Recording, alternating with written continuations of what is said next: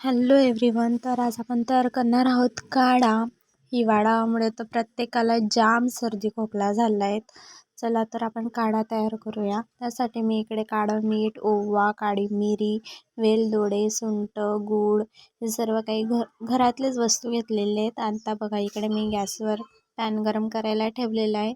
त्यात मी आता पाणी थोडं गरम करून घेईल आणि थोड्या वेळानंतर त्यात गूळ मिक्स करून घेईल.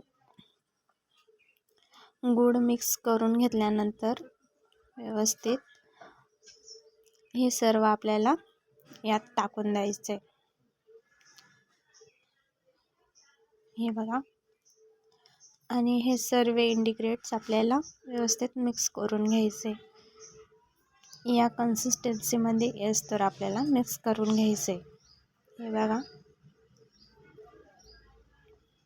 या प्रकारे आपल्याला तयार करून घ्यायचे आणि याचे आपल्याला छोटे छोटे गोळे बनवून घ्यायचे आणि हे रोज आपल्याला 1 गरम ग्लास पाण्यामध्ये मिक्स करून प्यायचे.